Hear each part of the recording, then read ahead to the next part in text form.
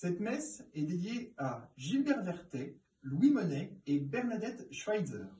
Puissent ces personnes vivre désormais en l'esprit, au sein du royaume de Dieu. En la lecture de ce jour, frères et sœurs, Maître Paul, par son épître aux Romains au chapitre 12, nous parle des rites propres à chacun et nous explique que peu importe en réalité les détails de ces derniers, ce qui est réellement important, c'est qu'ils soient agréables à la volonté de l'unique divinité.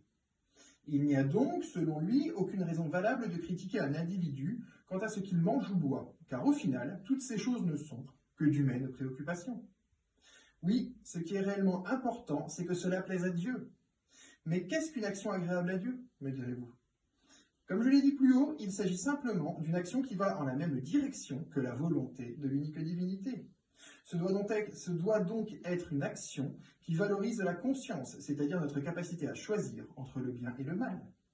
De fait, en sous-main, c'est une ode à l'intelligence, car cette dernière est ce qui nous permettra de discerner correctement lorsqu'un choix se présentera. En effet, lorsque nous sommes confrontés à un choix, nous polissons cet esprit que Dieu nous confia, pour que de cette façon, nous entrions en sa filiation. Car l'esprit est bien ce qui nous rend à Dieu assortis. Dès lors, lorsque vous priez, ayez en tête de toujours y associer une action de grâce, afin que par cette action concrète, votre prière ne reste pas une morne lettre. Car nous autres chrétiens fûmes le choix du Christ. Il est donc de notre devoir de continuer à réfléchir pour que nos propres choix nous mènent sur ses pas. C'est pourquoi en ce dimanche, frères et sœurs, je souhaiterais que nous mettions l'accent sur la congruence, qui est l'action la plus simple par son essence, au sens où elle consiste simplement à faire ce que l'on dit et à dire ce que l'on pense. Dès lors, commencez par prier, afin de pouvoir par la suite correctement vous concentrer sur une tâche importante à mener. Puis par la suite, discerner les différents sentiers qui peuvent vous mener à l'objectif visé. Il s'agira alors de peser le pour et le contre, le bien et le mal, afin de faire mûrir la vertu sur les arbres qui jalonnent ce sentier nouvellement entreaperçu, afin qu'ils puissent vous nourrir lors de la marche à venir.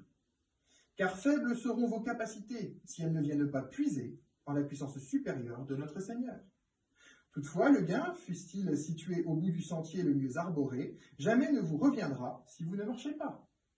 Votre intelligence doit donc maintenant s'appliquer sur la meilleure façon de progresser. C'est seulement à partir de là que les autres hommes pourront commencer à vous imiter. Car ce qui s'est passé en amont ne concerne au mieux que vous et Dieu. En effet, c'est uniquement sur la justesse de vos actions que vous jugera la population. Amen. Amen.